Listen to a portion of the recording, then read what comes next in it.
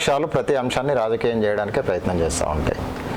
మిగులు బడ్జెట్తో ఉన్న తెలంగాణ రాష్ట్రాన్ని లక్షల కోట్ల అప్పుల పాలు చేసి ఈ ఉచిత బస్సు అనేది దానికి లిమిటేషన్ కేసీఆర్ను చాలా సందర్భాల్లో చాలా పార్టీలు దొంగ అని మాట్లాడారు. మరి మందకృష్ణమాది గారు చాకలి ఐలం అంటేనే తెలంగాణ బీఆర్ఎస్ పార్టీ తెచ్చిన విగ్రహాన్ని తెలంగాణ సమాజం అంతటికి తల్లిని చేస్తామంటే కుదిరేది కాదు. ప్రధాని గారే అన్నారు, ఏమన్నారు, కేసీఆర్ 100 కోట్లు తెలంగాణను దోసుకున్నాడని ప్రధాని గారే అన్నారు. మీరు రికార్డ్స్ తీసులో విచారణ సంస్థలు ఎవరి చేతిలో ఉన్నాయి? బీజేపీ దగ్గరే ఉంది. మరి బీజేపీ కేసీఆర్ మీద ఆరోపణ చేసినప్పుడు కేసీఆర్ అరెస్ట్ ఎందుకు చేయలేదు? మరో కురుక్షేత్రం ప్రేక్షకులకి స్వాగతం. ఈరోజు మన మరో కురుక్షేత్రం స్టూడియోలో ఎంఆర్పిఎస్ కోఆర్డినేటర్ శ్రీ మాతంగి ఓదల్ గారు ఉన్నారు. మరి ఆయన అడిగి 365 రోజుల పాలన రేవంత్ రెడ్డి గారిది ఎలా ఉంది, ప్రజల్లో ఈ పరిపాలన వెళ్ళిందా లేదా అనేది కొన్ని క్వశ్చన్స్ అయితే ఉన్నాయి ప్రజలకు సంబంధించి. అవి అడిగి ఆ పరిపాలన ఎలా ఉందన్న విశ్లేషణని రాబట్టుకునే ప్రయత్నం చేద్దాం. నమస్కారం అండి. సో ఇప్పుడు 365 రోజులు కూడా పూర్తయినాయి రేవంత్ రెడ్డి గారి పాలన. సో దీని మీద పరిపాలన గురించి మీరు ఎలాంటి విశ్లేషణ ఇవ్వబోతున్నారు? ముందుగా మరో కురుక్షేత్ర ఛానల్ వీక్షకులకు నమస్కారాలు. తెలంగాణ రాష్ట్రాన్ని ఇచ్చిన కాంగ్రెస్ పార్టీకి, సోనియా గాంధీ గారికి తెలంగాణ ప్రజలు రుణం తీర్చుకోవాలనే కోణంలో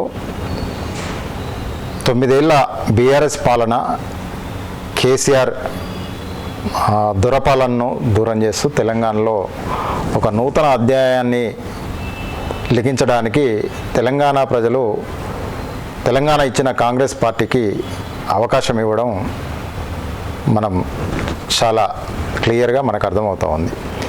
ఇదే క్రమంలో అధికారంలోకి రావడానికి ఏ రాజకీయ పార్టీ అయినా ప్రజలను తమ వైపు ఆకర్షించుకోవడానికి చాలా పథకాలను, వినూత్న అవకాశాలు కల్పిస్తామంటూ ప్రచారం చేస్తూ ఉంటాయి. దాంట్లో భాగంగా కాంగ్రెస్ పార్టీ కూడా 6 గ్యారంటీలను ఇవ్వడం జరిగింది. 6 గ్యారంటీలు ఇప్పుడు 365 రోజులు సంవత్సర కాలం గడిచిన తర్వాత చూస్తే 6 మాత్రం అమలు కాలేదు. కాకపోతే అమలయ్యే వాటిలో కూడా చాలా డిఫరెన్సెస్ అయితే ఉన్నాయని తెలిసిందే. 103 ఇప్పుడు ఏమేమి, ఇప్పుడు గృహజ్యోతి ఒకటి, గ్యాస్ సంబంధించింది అదొకటి, కరెంట్ బిల్ ఒకటి, ఇంకొకటి ఏంటంటే చేయూత పథకం ఒకటి.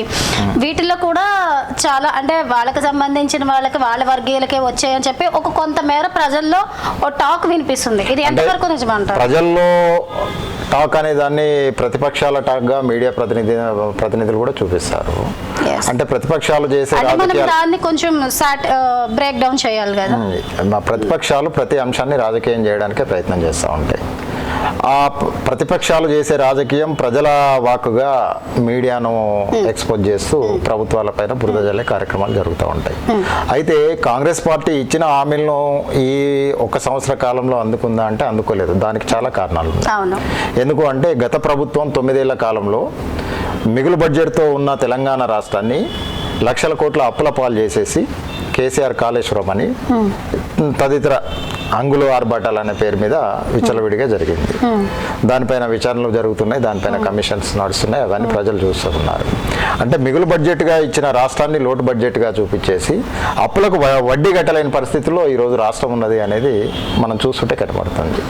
ఆ క్రమంలో ఇచ్చిన హామీలను ఒక్కొక్కటిగా ప్రభుత్వం ముందుకు తీసుకుపోయే కాడ రేవంత్ రెడ్డి గారు, ఆయన మంత్రివర్గ బృందం కూడా ప్రయత్నం చేస్తున్నారు. కానీ ఈ క్రమంలో ఇచ్చిన హామీల్లో కూడా కొన్ని మార్పులు చేర్పులు జరగాల్సిన అవసరం ఉంది. అంటే మేము ప్రభుత్వానికి ఎలాంటి మార్పులు, ఏ పథకంలో ఎలాంటి మార్పులు ఎక్కువగా జరగాలంటే, అంటే ఎన్నికల హామీలో ఎక్కువ ఆకర్షించుకున్నది ఉచిత బస్సు. ఈ ఉచిత బస్సు అనేది దానికి ఒక లిమిటేషన్ ఉండాలి. ఏ వర్గాలు ఉచిత బస్సుకు అర్హులు కావాలా, ఏ వర్గాలకు ఉచితం ఇస్తే బాగుంటుంది అనేది ఆలోచించాలి. ఆ ఒక పథకం రావడం వల్ల ఆ పథకాన్ని ఆనుకొని ఉండే లబ్ధిదారుల కుటుంబాలు కూడా తారుమారు కాకూడదు. ఈ ఉచిత మహిళల ఉచిత బస్సు పథకం ఏదైతుందో దాంట్లో ఇప్పుడు మనము ఈ గచ్చిబౌలి ఏరియాలో ఉన్నాము. ఇక్కడే సాఫ్ట్వేర్ కంపెనీలో 1,00,000-2 లక్షల జీతం ఎత్తే ఉద్యోగస్తులు ఉన్నారు, అమ్మాయిలు. వాళ్ళు ఉచిత బస్సు కోసం వెయిట్ చేస్తూ ఉంటారు. అంటే ఉచితం ఎవరికి కావాలి? బిలో ప్రావర్టీ కింద ఉన్న వాళ్ళు కావాలి. అంటే కడు నిరుపేదలైన వాళ్ళకి ఉచితం ఇస్తే వాళ్ళకి కొంత చేదోడు వాదడుగా ఉంటుంది. రోజు కూలీలో కొన్ని డబ్బులు మిగులుతాయి ప్రయాణానికైనా, అవి ఇంకో అవసరాలకు, కుటుంబ అవసరాలకు పనిచేస్తాయి. కానీ లక్ష జీతం తీసుకునే ఉద్యోగస్తులకు కూడా ఉచితం ఇవ్వడం వల్ల దాన్ని ఆనుకొని ఉండి, అంటే ఈ ప్రయాణ ట్రాన్స్పోర్టేషన్ అంటే ఎంఆర్పిఎస్ స్టేట్ కోఆర్డినేటర్, ఇది మీ ఆలోచన? అదే చెప్తున్నాను. ఒక పథకం వస్తే ఆ పథకం ప్రజలకు ఎంతవరకు అవసరం అనేది మనం చూసుకోవాలి. ఉచిత మహిళా బస్సు ప్రయాణంలో ఈ రోజు ఆటోలు ఎఫెక్ట్ అవుతున్నాయి. దాని మీద కూడా కొంత నిరసన వ్యక్తం చేశారు కదా స్టార్టింగ్ లో. ఆటో వాళ్ళు ఇప్పటికీ నిరసన కొనసాగుతుంది. నేనేమంటున్నా, ఉద్యోగస్తులు ఏదో రకంగా వాళ్ళ దగ్గర డబ్బులు ఉంటాయి కనుక ఉచిత బస్సు వాళ్ళకి అర్హత లేకపోతే అప్పటికప్పుడు ఆటోనో క్యాబో బుక్ చేసుకొని వెళ్ళిపోతూ ఉంటారు. తద్వారా ఆ ఇండస్ట్రీకి సంబంధించి ఇది ఆటో కానీ లేకపోతే ఆ రంగానికి సంబంధించిన వాళ్ళకి కొంత ఉపాధి తగ్గకుండా వాళ్ళ ఉపాధి జీవనం గడిచే విధంగా ఉంటుంది. ఒక ఉచితం రావడం వల్ల ఏ పేదలకైతే లబ్ధి చేద్దామని ఉచితం తీసుకొచ్చారో, ఏ పేద మహిళలకైతే లబ్ధి చేద్దామని ఉచితం తీసుకొచ్చారో, దాని ద్వారా మళ్ళీ అదే పేద వర్గాలు, ఆటోలుగా చెప్పబడే మళ్ళీ అదే పేద వర్గాలు ఇబ్బందుల్లోకి పోతున్నాయి. అంటే ఉచిత బస్సు ప్రయాణంతో పాటుగా ఇన్ఫెక్ట్ అయ్యే ఏ వర్గాలు అయితే ఉంటాయో వాటికి ఆల్టర్నేట్ ఏంటి అనేది చూసి దాన్ని అమలు చేస్తే బాగుంటుంది. సో అంటున్నారు కాబట్టి నేను అడగాల్సి వస్తుందండి. అయితే నిరసన వ్యక్తం చేస్తున్నప్పుడు మరి రేవంత్ రెడ్డి గారు కూడా ఆటో వాళ్ళకి ఒక చిన్న హామీ లాంటిది ఇచ్చారు కదా, మరి అది ఇప్పటి వరకు ఎందుకు అమలు కాలేదు? మరి అది ఆలోచించే ప్రాసెస్ లోనే ఇంకా ఉందంటారా? అంటే ఈరోజు ప్రభుత్వం ముందు చాలా సవాళ్ళు ఉన్నాయి. ఆర్థిక సవాళ్ళు ఉంది, పారిశ్రామిక సవాలు ఉంది, ప్రతి అంశంలో చూసుకున్నప్పుడు రాజకీయ సవాలు ఉంది. నిన్న మొన్నటి వరకు ఈ 100 రోజుల ఈ 365 రోజుల కాలంలో కాంగ్రెస్ పార్టీ 2-3 వర్షన్స్ గా కనిపిస్తా ఉండేది రాజకీయాల్లో. అంటే స్వపక్షంలోనే చాలా విపక్షాలు ఉన్నాయి, చాలా మంది విపక్షంగా ఉన్నారు అనేది ప్రజల్లో నానుడి ఉండే, అది వాస్తవానికి అదే కనిపించేది. కానీ ఈ 365 రోజులు గడిచిన తర్వాత ఏకపక్షమయ్యారు అనేది ఈ రోజు జరుగుతున్న ఉత్సవాల్లో కనిపిస్తుంది. అంటే స్వపక్షాన్ని తన రాజకీయ చిత్రతతో ఏకపక్షం చేశాడు అన్న దాంట్లో రేవంత్ రెడ్డి గారు సక్సెస్ అయ్యారు. ఇక హామీల పైన దృష్టి పెట్టడానికి ఇప్పటి నుండైనా ఆరంభించాలి. పోతే ఎప్పుడైతే ప్రమాణ స్వీకారం చేశారో, ప్రమాణ స్వీకారం చేసిన రోజే ప్రగతి భవన్ గేట్లను కూలగొట్టేసి దానికి ప్రజలకు అందుబాటులోకి తీసుకొచ్చే ప్రయత్నం చేస్తున్నామని చెప్పారు. కానీ ఆ తీసుకొచ్చేది ఆ ఒక్క రోజుకో ఆ నెల రోజులకో పరిమితం కాకుండా అక్కడ ఒక మంచి ప్రణాళికతో నిరంతరం ప్రజలకు అందుబాటులో ఉండే విధంగా మంత్రివర్గాన్ని పెట్టి, అధికారులు ఎప్పటికప్పుడు నిరంతరం ప్రజలకు అందుబాటులో ఉంటారు. అధికారులను కలవడానికి ప్రజలకు సులువే. కానీ మంత్రివర్గం కనుక ప్రజలకు కలిస్తే చాలా పనులు ఈజీగా అవుతాయి. ఇప్పటి నుండి రేవంత్ రెడ్డి గారు చేయాల్సిన పని ఒకటైతే ఖచ్చితంగా కనిపిస్తుంది. ఏంటి అంటే ప్రజల దగ్గరికి వెళ్ళిపోవాలి. ఇంకా ఇప్పటి వరకు ఉన్న సీఎం అథారిటీ మనిషి ప్రజల దగ్గరికి వెళ్తే సెక్యూరిటీ ప్రాబ్లమ్స్ ఇట్లాంటివి ఏమన్నా ప్రజలు ఎన్నుకున్న ముఖ్యమంత్రి కదా, ప్రజల దగ్గర ఇప్పుడు ఒక సీఎం తరహా నాయకుడు, ఒక పెద్ద మనిషి, ఒక స్టేట్ కి అధినేత, ఆ అధినేతని ప్రజలకు మీరు ఎలా వెళ్ళమని సెక్యూరిటీ పర్పస్ గానీ ఏదైనా ప్రాబ్లం రావచ్చు కదా? ఎలాంటి ప్రాబ్లమ్స్ రావు. అట్లంటే వైఎస్ రాజశేఖర రెడ్డి గారు పోలేదా? ఎన్టీ రామారావు గారు పోలేదా? వాళ్ళు వెళ్ళింది ఓన్లీ ఎలక్షన్ మూమెంట్ టైం, ఆ టైంలో వెళ్ళారు. అప్పుడు పరిస్థితులు వేరు, ఇప్పుడు పరిస్థితులు వేరు కదా. చుట్టూ నక్సలిజం ఉంది, అప్పుడు తెలుగు రాష్ట్రాల్లో నక్సలిజం ఉంది. ఇప్పుడు నక్సలిజం దరిదాపుగా లేకుండా పోయింది. ఇప్పుడు అపోజిషన్ అంటూ లేరు. ఇప్పుడు అపోజిషన్ వాళ్ళే కదా. మరి మీరు అనుకున్న దాంట్లోనే అంటే నక్సలైట్ల సెక్యూరిటీ అన్నది ఎక్కడో ఉండరు, ఎక్కడో కొండలో మనలో. ఇప్పుడు నేను మీతో మాట్లాడినా మీ మనసులో నా మనసులో మీ గురించి ఏమనుకుంటున్నానో అది తెర వెనుకుంటే నేను చేయిస్తాను కదా. అంటే ప్రతిపక్షాలకు భయపడు, సంఘ విద్రోహులకు భయపడు మనము పరిమితమై బంగ్లాలోనే ఉంటే ప్రజల నుండి వచ్చే వ్యతిరేకత ప్రభుత్వం కులేకాడికి వస్తుంది. ఏ విధంగా వెళ్ళాలంటారు? ఎలాంటి ప్రణాళిక? ఒక చిన్న మాట, నేనే మిమ్మల్ని ప్రశ్న అడుగుతున్నాను. కేసీఆర్ గారు ఎందుకు ఓడిపోయారు చెప్పండి? ప్రజల్లో అత్యంత కేసీఆర్ మీద వ్యతిరేకత రావడానికి ఒక కారణం చెప్పండి. ఒకే ఒక కారణం ఉన్నది. అన్ని రౌండ్ అప్ ఉన్నాయి కదా. ఇప్పుడు విద్యార్థులకు సంబంధించి అవేవి కాదు మేడం. ప్రధానంగా ఈయన ప్రజలకు అందుబాటులో లేడు. ఈయన ఫామ్ హౌస్ ముఖ్యమంత్రి, కనీసం పరిపాలన భవనానికి రాడు, సెక్రటరేట్ కు. ఓకే, ప్రగతి భవనం వదిలిపెట్టాడు. ఈయన మాకు అవసరం లేదని అక్కడే ఆయనకు ప్రధానంగా వ్యతిరేకత వచ్చింది అక్కడే. ఓకే, వ్యతిరేకత వచ్చిన దాంట్లో మొదటి స్థానం ఆ అంశం మాత్రమే ఉంటుంది.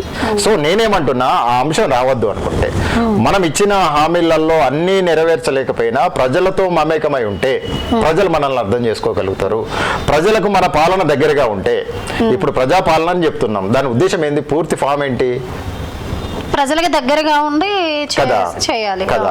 అట్లాంటప్పుడు మంత్రివర్గం కానీ, మంత్రులు కానీ, అధికారులు కానీ, చివరికి ముఖ్యమంత్రి కానీ రచ్చబండ పెట్టుకుంటారా, కచ్చీరని పెట్టుకుంటారా? తెలంగాణలో కచ్చీర అంటారు, ఏది నలుగురు ఊర్లో గ్రామంలో కూర్చునేది.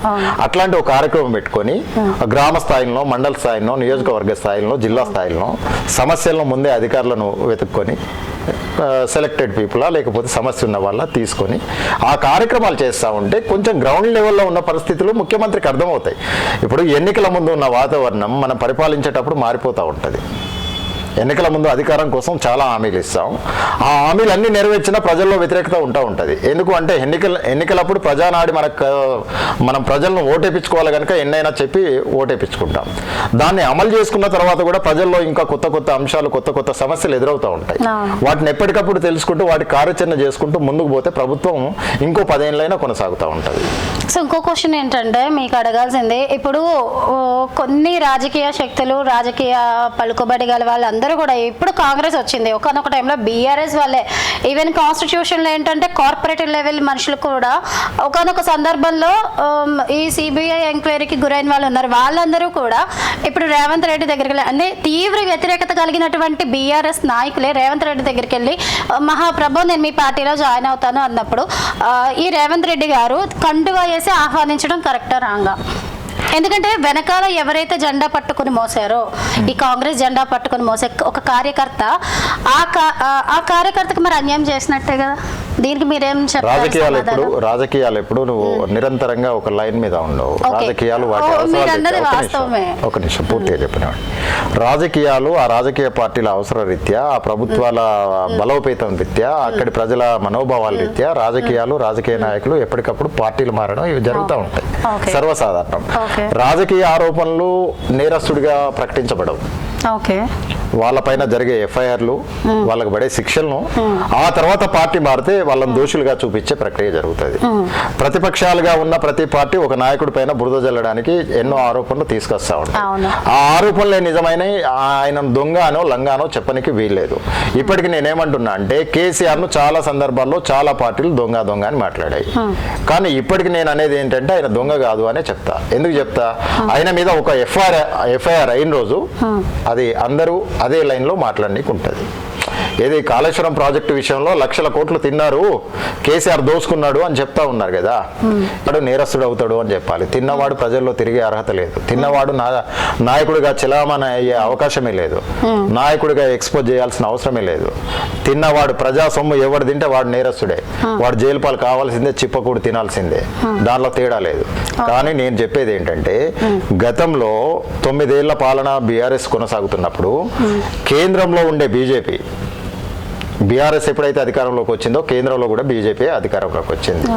వచ్చిన 5 ఏళ్ల తర్వాత నుండి, ఎందుకంటే 5 ఏళ్ళు బీఆర్ఎస్ బీజేపీ మ్యాక్సిమం ఒకదానికొకటి మద్దతుగానే పోయినాయి. 5 ఏళ్ల తర్వాత ఎన్నికలు వచ్చే నాటి నుండి కేసీఆర్ మీద ప్రధాన ఆరోపణలు చేసే కాడ కాంగ్రెస్ కంటే ఎక్కువ బీజేపీ ఆరోపణలు చేసుకుంటూ వచ్చింది. కేంద్ర స్థాయి సంస్థలన్నీ కూడా, నేర పరిశోధన సంస్థలన్నీ కూడా కేంద్రం పరిధిలోనే ఉంటాయి. సిబిఐ కానీ, ఈడీ కానీ, ఇంకేదైనా కానీ.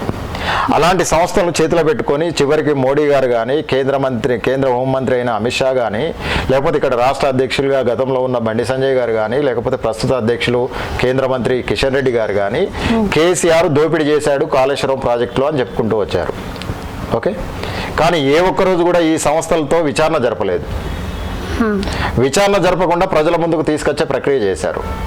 నేను క్లియర్గా చెప్పేది ఏంటంటే ఇప్పుడున్న కాంగ్రెస్ ప్రభుత్వం అయినా రాజకీయ ఆరోపణ చేయకుండా, ప్రభుత్వాలు ఎప్పుడు కానీ, అంటే ప్రభుత్వాలు ఎలా ఉండాలంటే రాజకీయ ఆరోపణలు చేయకుండా, ప్రభుత్వాలే లాస్ట్ అల్టిమేట్. ప్రభుత్వాలు తలుసుకుంటే చర్యలు చాలా సులభం. ప్రభుత్వాలు ఏ వ్యక్తి మీద అనుమానం ఉన్నా సత్సారం చేయకుండా తక్షణమే విచారణ చేసి కావలసిన ప్రాథమిక సాక్ష్యాలన్నింటినీ కూడగట్టేసి ఎఫ్ఐఆర్ పెట్టేసి ఎవరైతే అక్రమాలకు పాల్పడ్డారో వాళ్ళని ఇమీడియట్గా అరెస్ట్ చేయాలి. కానీ ముఖ్యమంత్రుల స్థాయిలో మంత్రుల స్థాయిలో ఉన్న వాళ్ళు పలానా వాడు తిన్నాడు అనే పబ్లిక్ ఆరోపణ చేయకూడదు. తద్వారా ఏమవుతుందంటే దొంగకు ప్రజల మద్దతు ఇచ్చే ప్రక్రియ జరుగుద్ది. దొంగకు ఎట్లా ప్రజల మద్దతు ఇస్తామో అంటే ఈ మాటలు మాట్లాడడం వల్ల అధికారం వీళ్ళ చేతిలోనే ఉంది, ప్రతిపక్షాన్ని వీళ్ళు అంటున్నారు, ప్రతిపక్షంతో వీళ్ళకి ఇబ్బంది అవుతుంది కనుక వీళ్ళని అరెస్ట్ చేయకుండా ఒక తప్పుదారిలో చూపించి ప్రజలకు దూరం చేయాలని చూస్తున్నారు అనే కోణంలో ప్రజలు గనక నమ్మితే ప్రతిపక్షం వైపు ప్రజలు ఉంటారు, ప్రభుత్వానికి వ్యతిరేకంగా మారుతారు. ఈరోజు కేసీఆర్ పాలన పోయి రేవంత్ రెడ్డి గారు వచ్చిన తర్వాత బీఆర్ఎస్ కు ఒక భయం పుట్టుకున్నది. ఎటువంటి భయం? ఎలాంటి భయం అంటే గత ఎన్నికల్లో కొడంగల్లో రేవంత్ రెడ్డి గారు పోటీ చేసినప్పుడు ఎంత అక్రమంగా అరెస్ట్ చేశారు, చాలా దారుణంగా అరెస్ట్ చేశారు. అలాంటి వ్యక్తి ఈరోజు ముఖ్యమంత్రి అయ్యాడు, మా పరిస్థితులు ఎలా ఉంటాయో అనే భయం మొదలైంది క్లియర్గా. ఈ భయం మొదలవడం వల్లనే చిన్న అంశం దొరికినా, ఎంత చిన్న అంశం దొరికినా అది ప్రభుత్వానికి సంబంధం లేకున్నా దాని మీద బీఆర్ఎస్ ఒక ఉద్యమ కార్యాచరణ చేయడము, ప్రజలను రెచ్చగొట్టడము, మేము ప్రజల కోసం పోరాటం చేస్తున్నాం అన్నట్టు చూపించడము కదా.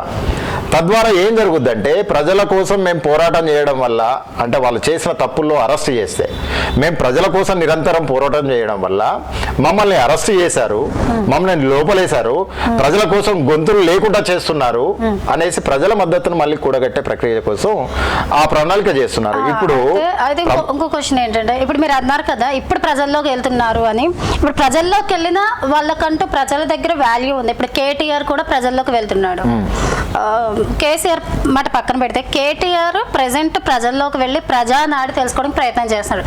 సో ఇలా కేటీఆర్ ప్రజల్లోకి వెళ్తున్నప్పుడు ప్రజానాడి ఎటువైపుకి వస్తుంది అంటారు మీ విశ్లేషణ ప్రకారం? ప్రభుత్వం పైన వ్యతిరేకత వచ్చిన రోజు మాత్రమే ప్రతిపక్షానికి అవకాశం ఉంటుంది. ప్రభుత్వం పైన వ్యతిరేకత రానంత కాలం ప్రతిపక్షానికి కానీ ఇంకా ఏ జాతీయ పార్టీకి కానీ అక్కడ అవకాశం ఉండదు. ఓకే, ఇప్పుడు సంవత్సర కాలం కనుక ప్రతి ప్రజలు కూడా అర్థం చేసుకున్నారు కనుక ఈ సంవత్సర కాలంలో ప్రజా పోరాటం కానీ ప్రజల పిలుపులు కానీ ఏమి లేవు. ఏదో ప్రతిపక్షాలు చిన్న చిన్న అంశాలను పట్టుకొని చలో సెక్రటరేట్ అనో ఇంకేదో కార్యక్రమాలు చేసి ఆ నిరుద్యోగుల విషయంలో కూడా వాళ్ళు ప్రతిపక్షాలు అంతా పోయి అశోక్ నగర్లో కూర్చొని దాన్ని ఏదో హైప్ చేయాలని, అవి నిజంగా నిరుద్యోగుల ఉద్యమం అయితే అది ఆ రోజు వేరే రీతిలో ఉండేది. అదే నిరుద్యోగుల ఉద్యోగం అంటే ఇప్పుడు ఆయన బీఆర్ఎస్ లో ఉండగానే నిరుద్యోగుల ఉద్యోగం స్టార్ట్ అయింది. గత 10 సంవత్సరాల నుంచి కూడా విద్యార్థులకు కానీ నిరుద్యోగులకు కానీ ఎటువంటి ప్రతిపాదనలు లేకుండా పరిపాలించాడు. అదేంటంటే ఇప్పుడు ఈ కాంగ్రెస్ రేవంత్ రెడ్డి వచ్చాక దాన్ని హైప్ చేసి వీళ్ళ హయాంలో వచ్చింది అన్నట్టు ఒక హైప్ క్రియేట్ చేద్దామని అశోక్ నగర్ లో చేశారు. అది కూడా కూర్చొని మాట్లాడుకోవడం జరిగింది. సో దీనివల్ల ఇలాంటి తెలివి తక్కువ ఆలోచనలు కేటీఆర్ చేయడం వల్ల లాభం ఉందా నష్టం ఉందా? అబ్సల్యూట్లీ నష్టమే ఉంటుంది, ఎందుకంటే వాళ్ళ హయాంలో కదా వచ్చింది. ఇక్కడ ఏంటంటే నిరుద్యోగులను ముందు పెట్టుకొని తెలంగాణలో రాజకీయ కొత్త నీతిని తీసుకురావాలని కేటీఆర్ ఆలోచించారనే దాంట్లో ఎలాంటి వేరే అంశం ఏం లేదు, ఒక రాజకీయ కుట్ర కోణంలోనే జరిగింది. కానీ నిరుద్యోగులు ఆలోచించారు అనేది స్పష్టంగా అర్థమైంది. ఎట్లా ఆలోచించారంటే 10 ఏళ్ల కాలంలో నిరుద్యోగుల కోసం ఒక్క జాబ్ క్యాలెండర్ అయ్యని కేటీఆర్ బీఆర్ఎస్ పార్టీ ఈ రోజు మా పక్షాన వచ్చి పోరాటం చేస్తా అంటే మేము ఎలా నమ్మాలి? అక్కడ మూమెంట్ జరిగింది. బీఆర్ఎస్ విద్యార్థి సంఘమైన బీఆర్ఎస్వి కొంతమందిని రెచ్చగొట్టుకొని తీసుకొచ్చి కొంత మూవ్మెంట్ చేసింది. కానీ ప్రభుత్వం అక్కడ గ్రౌండ్ లెవెల్ వరకు పోయి వాస్తవిక పరిస్థితుల్లో అక్కడ ఉన్న నిరుద్యోగులకు కానీ విద్యార్థులకు కానీ తెలియపరిచి తర్వాత ప్రభుత్వం చేయాల్సిన కార్యక్రమం చేయడం వల్ల అది ఉద్యమంగా మారలేదు, దాంట్లో నవ్వుల పాలైంది చివరికి కేటీఆర్. అంటే ఇక్కడ నేను ఏమంటున్నా అంటే మనం చేయని పనులు ఇంకొకటి చేయడం వల్ల వాడికి ఏదో మంచి పేరు వస్తుంది అని మనం ఈసడింపుగా పోయి దాన్ని చెడగొట్టే ప్రయత్నం చేస్తే ప్రజలు ఎవరు మూర్ఖులు కాదు. ఇక్కడ అందరూ పోరాట స్ఫూర్తి కలిగిన వాళ్ళే తెలంగాణ ప్రజలంతా. రేపు ఈ విషయము రేవంత్ రెడ్డి గారికి కూడా వర్తిస్తుంది. రేవంత్ రెడ్డి గారిని బదనాం చేయడానికి, ఆ ప్రభుత్వాన్ని బదనాం చేయడానికి ఈరోజు బీఆర్ఎస్ పార్టీ ఒక కుట్ర చేసి అమాయకమైన పిల్లలను రెచ్చగొట్టి ఏదో రోడ్డు మీదకి తీసుకొచ్చి ఉద్యమంగా చేయాలంటే ఎవరు నమ్మలేదు. కేటీఆర్ను, బీఆర్ఎస్ పార్టీని. రేపు రేవంత్ రెడ్డి గారు కూడా చేసే ప్రక్రియ ఇంకా ఇంకా గ్రౌండ్ లెవెల్ పోవాలనేది నేను పదే పదే చెప్తున్నాను. ఇప్పుడు తర్వాత చూసుకున్నట్లు ఒక్కొక్క జిల్లాలో గురుకుల విద్యాలయాల్లో డైట్ పొజిషన్ కానీ అంటే ఫుడ్ గురించి కానీ చాలా వ్యతిరేకతలు ఏర్పడుతున్నాయి. మరి గవర్నమెంట్ మన రేవంత్ రెడ్డి గారు పట్టించుకోవట్లేదని చెప్పి అంటున్నారు. ఈవెన్ మారుమూల జిల్లాలు ఉన్నాయి, మారుమూల జిల్లాల్లో గురుకుల విద్యా వ్యవస్థ చాలా అధ్వాన్నంగా ఉంది. కాబట్టి దీని గురించి మీరు రేవంత్ రెడ్డి గారికి ఏం సమాధానం చెప్పాలనుకుంటున్నారు? ఒక గురుకుల విద్యాలయాలే కావు, వసతి ఎస్సీ ఎస్టీ వసతి గృహాలు కూడా అంటే హాస్టల్స్ కూడా ఇవి దరిదాపుగా ఎన్నో సంవత్సరాలుగా చాలా దారుణమైన పరిస్థితుల్లో అంటే మనుషులు ఉండే స్థితిలో కూడా లేని పరిస్థితి. ఏదో అప్పుడు ఆర్ఎస్ ప్రవీణ్ కుమార్ గారు వాటికి సెక్రటరీగా ఉన్నప్పుడు, గురుకులాలకు సెక్రటరీగా ఉన్నప్పుడు పైన రంగులేశారు, లోపల యథావిధి ఉంది. నేను ఒకటే మాట అంటున్నా, బీఆర్ఎస్ కాలంలో గురుకులాల్లో పిల్లలు చనిపోలే, పిల్లలు ఆత్మహత్యలు చేసుకోలే, పిల్లలు ఫుడ్ పాయిజన్ కాలేదా? అంటే ఈ వ్యవస్థల మీద నిరంతరము పర్యవేక్షించే సంస్థలు లేకపోవడమే ప్రమాదం ఏర్పడుతూ వచ్చింది. మొన్న జరిగిన వరుసగా 2-3 జరిగిన ఇన్సిడెంట్ల తర్వాత తెలంగాణ గవర్నమెంట్ కూడా వీటి మీద ఒక బృందాన్ని నియమించింది కదా. బృందాన్ని నియమించింది, వారానికి ఒకసారి నెలకు ఒకసారి మీరు గురుకులాలకు పోయి భోజనం చేసి ఫుడ్ టెస్ట్ కూడా చేయమని చెప్పింది కదా. ఇంకేం కావాలి? అది ఎంతవరకు వెళ్తుందంటారు? తిరుగుతున్నారు కదా, ఇప్పుడు ఆల్రెడీ విద్యా కమిషన్ మెంబర్స్ అంతా కూడా తిరుగుతున్నారు కదా. ఎంతవరకు వెళ్తుందంటే ఇప్పుడు ఒక ఇటుకగానే భవనం నిర్మాణం కాదు కదా. ఇప్పుడు ఒక అడుగేశారు ఆ విషయంలో, దాని ఫలితం ఏమొస్తుందో చూడాలి. సో పైన రంగులేసి లోపల ఉండే లొసుగులన్నీ అట్లే పెట్టి మేము అద్భుతమైన చూపిస్తున్నామంటే కాదు కదా. తెలంగాణలో కట్టడాలే అభివృద్ధి అనుకుంటే సామాన్యుడి జీవితం మారలే. తెలంగాణ మా కోసమని పోరాటం చేసిన ఎవడి బతుకు మారలే. మరి గతంలో చూసుకున్నట్లయితే మీరు మందకృష్ణ మాదిగ ఆయనతో పనిచేశారు కదా, ఒక రైటర్గా, ఒక సలహాదారుడిగా, వెనకాల కో సపోర్టివ్గా. సో అదే టైంలో మరి మందకృష్ణ మాదిగ గారు చాకలి ఐలమ్మ అంటేనే తెలంగాణ తల్లి, తెలంగాణ తల్లి అంటేనే చాకలి ఐలమ్మ అనేది ఆయన గతంలో అన్నారు. మరి ఇప్పుడు చూసుకున్నట్లయితే మరి కేసీఆర్ ప్రభుత్వం 10 సంవత్సరాల ప్రభుత్వంలో తెలంగాణ తల్లి ఒకలా ఉన్నారు. మరి ఇప్పుడు రేవంత్ రెడ్డి గారు కాంగ్రెస్ ప్రభుత్వంలో తెలంగాణ తల్లి ఇట్లా మార్పు చేశారు కదా. మరి మీరేమంటారు దానికి, ఈ మార్పులు చేర్పుల వల్ల? అంటే ఇక్కడ 2 విషయాలు ప్రధానంగా గమనించాల్సి ఉంటుంది.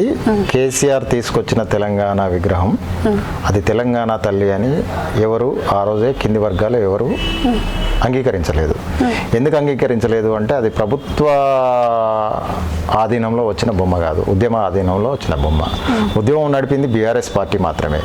ఒక బీఆర్ఎస్ పార్టీ తెచ్చిన విగ్రహాన్ని తెలంగాణ సమాజం అంతటికి తల్లిని చేస్తామంటే కుదిరేది కాదు. రెండోది, ఆ విగ్రహం తెలంగాణ సంస్కృతికి భిన్నంగా ఉన్నది. తెలంగాణలోని మహిళలు బీఆర్ఎస్ తెలంగాణ మహిళలు కట్టు బొట్టు నడక నడవడిక అన్ని కూడా సపరేట్ కల్చర్. కానీ అలాంటి కల్చర్ కాకుండా ఒక దొరల కల్చర్తో కూడుకున్న, బంగ్లాలో ఉండే ఒక అమ్మాయి కల్చర్తో కూడుకున్న, చివరికి తన కూతురుకు సంబంధించిన ప్రతిరూపంగా ఆ విగ్రహాన్ని తీసుకొచ్చాడు. దాన్ని ఎప్పటికప్పుడు వ్యతిరేకిస్తూ వచ్చాము. ప్రభుత్వం పోయేంత వరకు కూడా వెయిట్ చేశాము. అయితే ఇప్పుడు వచ్చిన విగ్రహం మీద కూడా కాంట్రవర్సీ ఉంది వాస్తవానికి. రేవంత్ రెడ్డి గారు తెచ్చిన విగ్రహం ఏమని ఉంది అంటే, అప్పుడు తెలంగాణ చాలా మిగులు బడ్జెట్తో ఉంది, నగలు అన్నీ వేసుకొని అప్పుడు విగ్రహం వచ్చిందమ్మా. ఇప్పుడు అప్పుల తెలంగాణ అయింది కనుక నగలు లేని అమ్మ వచ్చింది అనే కాడ కొంత సమాజంలో చర్చ జరుగుతుంది. చర్చ జరుగుతుంది, నా విశ్లేషణ కాదు, చర్చ జరుగుతుంది. అయితే ఇక్కడ 2 విషయాలు గమనించాలా. తెలంగాణ కట్టుబొట్టు కనుక ఒక శిల్పంలో ఉంటే అది ఖచ్చితంగా ప్రజలకు చేరువవుతుంది. ఇక్కడ ఒక మెయిన్ పాయింట్ అంటే, సారీ మీకు అడ్వాన్స్, మెయిన్ పాయింట్ ఏంటంటే ఆయన అంటే బీఆర్ఎస్ హయాంలో ఉండేటటువంటి తెలంగాణ తల్లి చేతిలో బతుకమ్మ ఉంది, ఈమె చేతిలో బతుకమ్మ లేదు. బతుకమ్మ అంటేనే తెలంగాణ ప్రతిష్టకి ఒక కిరీటం కదా, క్రౌన్ కదా. సో బతుకమ్మను ఎందుకు తీశారు? బతుకమ్మను తెలంగాణ కిరీటంగా మలిచింది ఎవరు? అసలు బతుకమ్మ కింది వర్గాలు ఆడినాయా? ఎస్సీ ఎస్టీ బీసీ మైనార్టీ వర్గాలు 80-90% ఉండే వాళ్ళు బతుకమ్మను అసలు ఎప్పుడైనా ఆట ఆడారా? ఆడనిచ్చారా గ్రామాల్లో? ఇదే తెలంగాణలో రజాకారులు, నవాబులు ఆడపిల్లలను నగ్నంగా బతుకమ్మలు ఆడిచ్చారు కదా. ఆ బతుకమ్మకు నా తల్లులు చెల్లెలు బతుకమ్మను ఆడడానికి అర్హులు కాలేదు కదా. అంటరాని వాళ్ళ దూరం ఉన్నారు కదా తెలంగాణ సమాజంలో ఎస్సీ ఎస్టీ బీసీ మైనార్టీ వర్గాలు కూడా. అంటే మైనార్టీలు ఆడకపోయినా వాటిని స్వాగతించే కాడ కూడా లేకుండా చేశారు కదా. సో బతుకమ్మే తెలంగాణకు సింబాలిక్ ఏం కాదు. తెలంగాణ కల్చర్ అంటే చాలా అంశాలు ఉన్నాయి. ఇక్కడ తెలంగాణలో పండే పంట మీద ఉంటుంది, తెలంగాణలో కట్టుకునే కట్టుబొట్టు మీద ఉంటుంది. తెలంగాణ అంటే చాలా రూపాలతో కూడుకున్న తెలంగాణ. ఒక బతుకమ్మను పెట్టంగానే తెలంగాణ అంటే బతుకమ్మ ఆడిన వాళ్ళంతా అగ్రవర్ణాలు ఆడిన ఆ రోజుల్లో. సో ఇదే చర్చ బయట నడుస్తుంది కదండి, బతుకమ్మను ఎందుకు తీసేశారు, చేతిలో ఉండే బతుకమ్మ ఏ వర్గాలు చేస్తున్నాయి? మనకు తెలిసిన వర్గాలు ఏ వర్గాలు చేస్తున్నాయి? బీఆర్ఎస్ అంటుంది బతుకమ్మని తీసేసిండ్రు, ఆత్మగౌరవాన్ని దెబ్బతీసిండ్రు. ఎవరు అంటున్నారు? కవితక్క అంటుంది నా బొమ్మ తీసేసిండ్రు, నన్ను లేకుండా చేశానని ఆమె బాధ. అంతే కదా. ఇక్కడ చాకలైలమ్మ ఎందుకు రాలేకపోయింది అంటే వాస్తవానికి చాకలైలమ్మ తెలంగాణ తల్లిగా రూపం దాల్చాల్సిన అవసరం ఉంది. కానీ పాలక పక్షాలుగా చెప్పబడే వాళ్ళు లేకపోతే తెలంగాణ ఎవరెవరి కౌగిట్లో ఉందో వాళ్ళందరూ దాన్ని అంగీకరించే కాడ ఉండరు. ఏది చాకలైలమ్మ విగ్రహాన్ని తీసుకొస్తే అంగీకరించే కాడ ఉండరు. కింది వర్గాలు ఎప్పుడైతే రాజ్యాధికారంలో బలంగా ఉన్నా, రాజ్యానికి బలమైన మద్దతుతో ఉన్నా, ఆ రోజు ఆ కింది వర్గాలకు సంబంధించిన అంశాలు రాజ్యంలో అమలు కానికి అవకాశం ఉంటుంది. ఇప్పుడు కేసీఆర్ తెచ్చిన కవిత బొమ్మ కంటే ఈ బొమ్మ ప్రజల్లో ఇంతో అంతో చూరగొన్నది. కానీ ఇక్కడ ఒకటి చేయాల్సిన అవసరం ఉంది. ఒక విగ్రహం అమ్మ రూపాన్ని తేవాలంటే మేకప్ చేయాల్సిన అవసరం లేదు. ఆ విగ్రహానికి లిప్స్టిక్లు కానీ, మన స్కిన్ కలర్ కానీ, బట్టలకు రంగులు కానీ ఇవన్నీ చేయాల్సిన అవసరం లేదు. చిన్న ఎగ్జాంపుల్ చెప్తాను. మనము ఉమ్మడి రాష్ట్రంలో ఉన్నప్పుడు తెలుగు తల్లి విగ్రహం చూసాంగా, కృష్ణానది ఒడ్డుకు పోతే కృష్ణమ్మ విగ్రహం చూస్తాం కదా, గోదావరి ఒడ్డుకు పోతే రాజమండ్రిలో గోదావరి విగ్రహం చూసాంగా. అంతెందుకు ఇక్కడ మనము అంబేద్కర్ బొమ్మ 125 అడుగుల బొమ్మ ఉంది కదా, ఏమైనా స్కిన్ కలర్స్ ఉన్నాయా? ఇక్కడ కాంట్రవర్సీ ఎక్కడవుతుంది అంటే రూపాన్ని తీసుకురావడం వల్ల షేడ్స్తో కొందరి ఆకారాలు వస్తే అది ఆ వర్గాల బొమ్మ అనే ఆస్కారం ఉంటుంది. కనుక ప్రభుత్వం ఈ విషయంలో ఆలోచించి సింగిల్ కలర్ లో విగ్రహాన్ని తీసుకొస్తే ఇంకా ప్రజలకు చేరువవుతుంది. అంటే అది ఏ వర్గానికి చెందిన విగ్రహం లాగా కనిపించదు. నగలన్నీ ఉన్నా ఆ నగలన్నీ ఎక్స్పోజ్ అవ్వవు, బయటికి కనపడవు. నార్మల్ గా మట్టి విగ్రహం పెట్టాలంటారు మీ ఉద్దేశం ప్రకారం? శిలా విగ్రహం లాగా ఉండాలి. అది ఓకే. మరి అయితే ఉద్యమ సమయంలో అంటే కేసీఆర్ ఏదైతే తెలంగాణ సాధించడానికి ఉద్యమాన్ని చేపట్టారు కదండి, ఆ ఉద్యమ సమయంలో కేసీఆర్ కానీ, కేటీఆర్ కానీ, కవితకు కానీ ప్రజెంట్ అప్పుడు ఏం లేదు. బట్ ఇప్పుడు అధికారంలోకి వచ్చాక కొన్ని కోట్లకు అధిపతులు అయ్యారు. బట్ ఆ అధిపతులు అయ్యారన్న విషయం ప్రతి అందరికీ తెలుసు. కానీ బట్ ఇప్పుడు ఎందుకు కనిపిస్తున్నా సరే వాళ్ళని అరెస్ట్ చేయటం లేదు? దేని గురించి అరెస్ట్ చేయట్లేదు? అంటే ఉద్యమ సమయం నుండే వాళ్ళు ఆర్థికంగా బలపడడానికి దోపిడికి దారితీసింది. ఎలా అంటే ఆ టైంలో ఉద్యమ సమయంలోనే ఆర్థికంగా దోపిడీ చేయడానికి వాళ్ళ మార్గాలు ఎన్నుకున్నారు. ఎందుకంటే కేసీఆర్ గారు ఇచ్చిన పిలుపు తెలంగాణ వచ్చిన తర్వాత రామోజీ ఫిలిం సిటీని 1,00,000 నాగలతో దున్నుతా అన్నాడు. నాగళ్లతో దున్నుతా. ఎందుకు? ఇది మా తెలంగాణ భూమి, మా తెలంగాణ ప్రజలకే కావాలి, రామోజీరావు ఆంధ్రోడు పంపించేస్తాం వీడికెళ్ళి అన్నాడు. ఒక్కరోజు కూడా అక్కడ అడుగు పెట్టలే కదా. ఎందుకు అడుగు పెట్టలేదు? కారణం ఏంటి? సంచులు నిండినాయి. అక్కడి నుంచి ఎక్కడైతే ఆంధ్రుల పైన స్టేట్మెంట్ వచ్చిందో ఆ ఆంధ్రుల దగ్గర నుండి రావాల్సినవి వచ్చినాయి. అక్కడి నుండి అధికారానికి కావలసిన సమీకరణ చేసుకుంటూ వచ్చాడు. చేసుకుంటూ వచ్చి 10 ఏళ్ల కాలం మొట్టమొదట అసలు తెలంగాణ ఎన్నికలు ఇటు నడిచి రిజల్ట్ రాకముందే సెంటర్కు పోయి బీజేపీకి మద్దతు ఇవ్వబోతున్నామని చెప్పొచ్చాడు. ఏది? తెలంగాణ విభజన జరిగిన తర్వాత 14లో విభజన జరిగిన తర్వాత అంటే విభజన ముందే ఈయన ఉద్యమం పేరు మీద సమాజం మీద దోపిడీ జరిగింది. దానికి ప్రధానంగా ఇండస్ట్రీలో పోయి ఏలుపెట్టడం, ఇక్కడ ఆంధ్ర పెట్టుబడిదారుల మీద ప్రతినిత్యం ఏదో ఒక స్టేట్మెంట్ ఇవ్వడం, వాళ్ళను డబ్బులు తీసుకోవడం. తెలంగాణ ఉద్యమానికి మొత్తం పెట్టుబడి అంతా కేసీఆర్ నాయకత్వంలో నడిచిన తెలంగాణ ఉద్యమానికి మొత్తం పెట్టుబడి అంతా ఆంధ్రులే కాదని చెప్పమనండి. అక్కడి నుండి ఆర్థిక మూలాలను వెతుక్కున్న ఆయన రేపు ఇక్కడ కేంద్రంలో ఏ ప్రభుత్వం వచ్చినా మా పప్పులు ఉడకకుండా చేస్తుంది అనేసి ఎన్నికల రిజల్ట్ రాకముందే 2014లో ఈయన ఢిల్లీకి పోయి బీజేపీ అడగకముందే ఎన్డీఏకు మేము మద్దతు ఇస్తామని చెప్పి వచ్చాడు. ఎవరు? కేసీఆర్. అప్పటికి కేంద్రంలో ఏ పార్టీ వస్తుందో తెలియదు. కానీ ఇంటెలిజెన్స్ నివేదికలో లేకపోతే సర్వేల ప్రకారము బీజేపీ వచ్చే అవకాశం ఉన్నది అనగానే పోయి చెప్పింది. చెప్పిన తర్వాత 9 ఏళ్ల కాలం ఏం జరిగింది? ఇదే బీజేపీ పార్టీ ఏ ఒక్క రోజన్నా ఆయన మీద విచారణ వేసిందా? లేదు. రెండోది 2014 నుండి 5 ఏళ్ల తర్వాత 19లో మళ్ళీ ఎన్నికలు వచ్చే నాటికి బీజేపీ ఏమన్నది, కేసీఆర్ దోపిడీ చేస్తుండని మాట్లాడింది. ఆ 4.5 సంవత్సరాల కాలం దోపిడీ అని మాట్లాడుకుంటూ వచ్చిన బీజేపీ పార్టీ ఎందుకు మరి కేసీఆర్ని అరెస్ట్ చేయలేదు? కేంద్ర సంస్థలే కదా ఒక ముఖ్యమంత్రి మీద ఏదైనా ఎంక్వైరీ చేయాలంటే, మరి ఆ ఎంక్వైరీ సంస్థలను ఎందుకు పంపించలేదు? ఈ మధ్యలో ఈ 2004-2003 ఎలక్షన్స్ లో మరి కవితని లెక్కర్ టైంలో ఆ కేంద్ర ప్రభుత్వమే అరెస్ట్ చేసి జైల్లో పెట్టడం ఇదంతా జరిగింది కదా, దీనికి ఏమంటారు? మరి అప్పటి బీజేపీకి ఇప్పుడు బీజేపీ ఏం చేంజ్ వచ్చింది? పందికొక్కును పట్టుకోవాలి కానీ ఎలక పిల్లని పట్టుకుంటే ఏం లాభమ్మా? అంటే ఈమె ఎలక పిల్ల అన్నట్ట లేదు, ప్రధాని గారే అన్నారు. ఏమన్నారు? కేసీఆర్ 100 కోట్లు తెలంగాణలో దోసుకున్నాడని ప్రధాని గారే అన్నారు. మీరు రికార్డ్స్ తీసుకోండి, బహిరంగ సభలలో అమిత్ షా గారు అన్నారు, కిషన్ రెడ్డి గారు అన్నారు. ఇక్కడ తెలంగాణలో ఉండే బీజేపీ ప్రధాన నాయకత్వం కూడా అదే ఆరోపణ చేసింది. మరి దేశంలో విచారణ సంస్థలు ఎవరి చేతిలో ఉన్నాయి? బీజేపీ దగ్గరే ఉంది. మరి బీజేపీ కేసీఆర్ మీద ఆరోపణ చేసినప్పుడు కేసీఆర్ అరెస్ట్ ఎందుకు చేయలేదు? కవితను ఎందుకు అరెస్ట్ చేసింది? సరే, కేసీఆర్ కూతురు కవిత. సో కవితను అరెస్ట్ చేసి 3 నెలలు 4 నెలలు జైల్లో పెట్టి నిర్బంధించి తర్వాత బయటకు వచ్చింది కదా, ఏం రాజకీయం జరిగింది ఇక్కడ? కేసీఆర్ ఎందుకు అరెస్ట్ చేయలేదు, కవితను ఎందుకు అరెస్ట్ చేయలేదు? ఫలితం చెప్పనా? కవితను అరెస్ట్ చేయడం వల్ల తెలంగాణలో 8 స్థానాలు ఎంపీగా గెలవడానికి బీజేపీకి ఆస్కారమైంది. అర్థమైందా నేను చెప్పింది? ఎందుకు? బీఆర్ఎస్ ఫైట్ ఇవ్వదుగా, కవిత కావాలి కనుక బీఆర్ఎస్ ఎక్కడ ఫైట్ ఇవ్వదు. తెలంగాణ ఎన్నికల్లో చూసినప్పుడు బీఆర్ఎస్ ఎక్కడ కూడా అంత ఫైట్ ఇచ్చినట్టు కనిపించలేదు.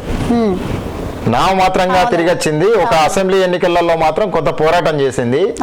కానీ పార్లమెంట్ ఎన్నికలు వచ్చే నాటికి బీజేపీకి ఎక్కడ అవకాశం ఉంటే అక్కడ బీఆర్ఎస్ తగ్గింది. అవునా కదా? మెయిన్ రీజన్ కూతురు కదా, ఇది కనిపిస్తుంది కదా, చూస్తే కనిపిస్తుంది కదా. మరి నిజంగానే కేసీఆర్ లక్షల కోట్లు దోసుకొని తిన్నాడు అని చెప్పిన అదే బీజేపీ పెద్దలు ఇప్పటి వరకు కూడా వాటి మీద ఎందుకు విచారణ పంపించలేదు? మరి అదే కదా క్వశ్చన్ కదా. అంటే బీజేపీ బీఆర్ఎస్ వేరు కావు అనేది స్పష్టంగా అర్థమవుతుంది. కానీ పార్లమెంట్లో వాళ్ళకి స్థానాలు కావాలి కనుక తిమింగలాన్ని పట్టాలంటే, సొరచేపను పట్టాలంటే ఏదో పిల్ల చేపను వేస్తారు కదా, అలా కవితను వేసేసి ఆపేసి కావాల్సినవి తెచ్చుకున్నారు. ఇక్కడ క్లియర్గా జరగాల్సింది, కేంద్ర సంస్థలు రాష్ట్ర ప్రభుత్వ ఆధీనంలో లేవు కనుక రాష్ట్ర ప్రభుత్వం ముందుకు పోతే రేపు ఏం జరుగుతుంది అనే కోణంలో కనుక ఒకవేళ రాష్ట్ర ప్రభుత్వం వెనక ముందు ఆలోచించినా తప్పును తప్పుగా చూపించే కాడ ముఖ్యమంత్రి కానీ తెలంగాణ ప్రభుత్వం కానీ ఖచ్చితంగా సీరియస్గా చూపించలేకపోతే ఆరోపణలు మాత్రం చేయొద్దు. ఆరోపణలు చేసి అరెస్ట్ చేయకపోతే ప్రజల్లో బలహీనమైన ప్రతిపక్షాలకు బలాన్ని ఇచ్చినట్టు అవుతుంది. కనుక ప్రతిపక్షాల మీద ఆరోపణలు చేయడం కంటే అరెస్టులు చేసి తప్పుగా చూపిస్తే ప్రభుత్వానికి ప్రజల మద్దతు దొరుకుద్ది, ప్రతిపక్షాలు ఇంకా తెలంగాణ ప్రభుత్వం ఏ విధంగా ప్రభుత్వం నడపాలా, మీకు సలహాలు సూచనలు ఏమైనా ప్రభుత్వానికి ఇస్తాను? Question last.